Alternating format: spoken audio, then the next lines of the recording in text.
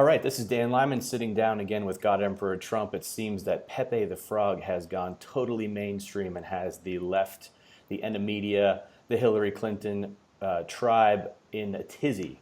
Things are getting crazy at this point. So fill us in on what's going on, God Emperor. Well, it all started with our great friend and fellow shitposter, Donald Trump Jr., who was featured in a Deplorables Pepe mashup, where he was pictured, I believe, standing right next to Pepe in what was originally like a Dependables movie trailer poster. And he put this out on Facebook, he put this out on Twitter, he put this out on all his social media, said, "Sent by one of my friends, I'm so happy to have been able to be considered one of the deplorables." And the mainstream media thought, hey, maybe we can use this against Trump if we just brand Pepe, a green frog with an Hispanic or Italian name, depending on where you're from, as a racist meme. So that's what they did. They decided that they were going to brand Pepe as a racist. They found one single anonymous individual who claims to represent, quote, the alt-right, to come and say, that's what we did. We put swastikas on Pepe and we made him racist. As though anybody, any one person has control over Pepe. For those who don't know, it began in a comic called Boys Club in about 2004.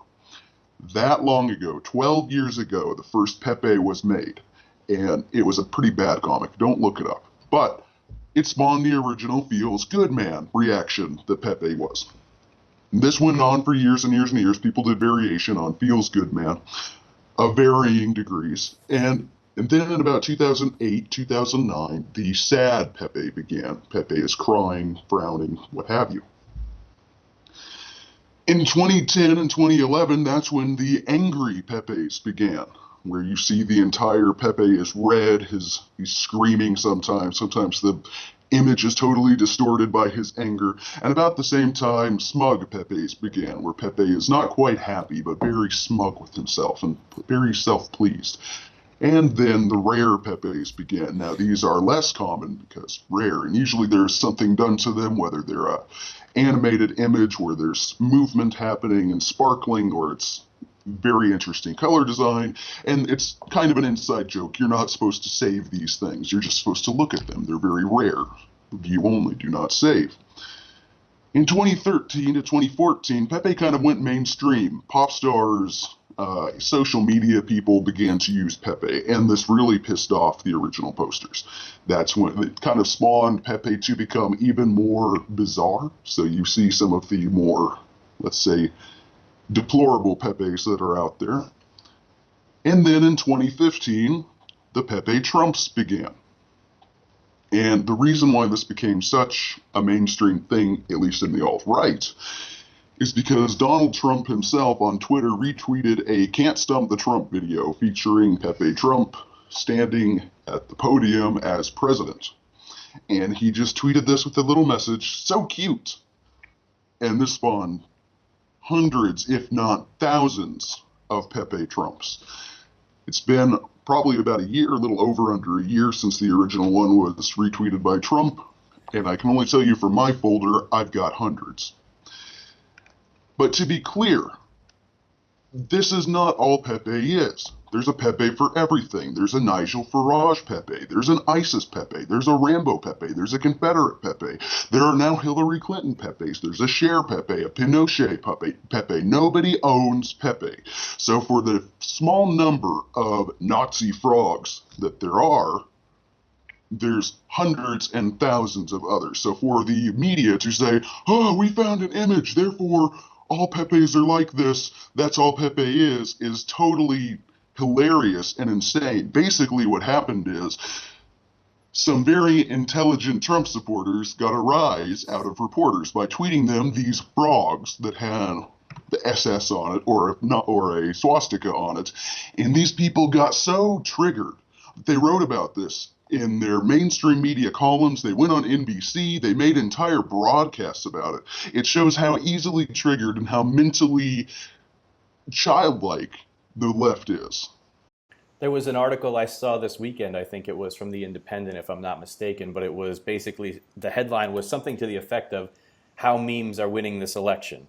And we have been saying now for over a year that we were going to meme Donald Trump into the White House. Half serious, half joking. Real, I mean, who can take themselves that seriously? And that's kind of the joy of Pepe. But it's actually turned into one of the most potent weapons that we have had in this race is memes, and the Pepe memes in particular. And not only do they trigger the SJWs on the left, neocon cucks on the right are just as angry, if not sometimes angrier by it, because they are not having the fun that we're having with this. Both sides of the aisle are not having fun. We're having all sorts of fun because right now this is a very serious situation. We're down under 50 days to the most important election probably since the founding of the country. So to find a little bit of joy in the dark corners of the internet, as Hillary calls it, it's all upon us to have a little fun with this and stay sane. And this is keeping us sane and making everyone else more insane. It's a beautiful dichotomy of what Pepe has become for us. And you said it exactly right. That's why the conservatives lose and lose and lose. I don't think they even want to win. I think they want to lose with dignity and be very serious about it because they are true conservatives. And that's not fun. There's nothing fun about losing. Maybe their ratings go up because they get to sit there and rail on Obama for 8 years, but there is nothing fun about losing. So yes, we're going to use any and all means possible to trigger people, get the reaction, and show that the right can be fun. The right is the only fun people right now.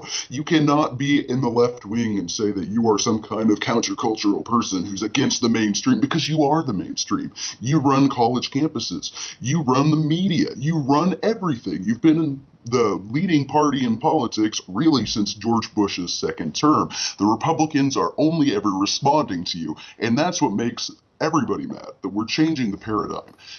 And right now, elections are won by millions of votes at this point. We don't have this big disparity still, even after losing and losing and losing for decades. But we reach on God Emperor Trump between 4 and 5 million people a week with memes. I can only imagine with everybody else's Twitter feeds, Instagram, and other Facebook pages, the millions and millions and millions of people who are finding out, wow, the people on the right are having all the fun.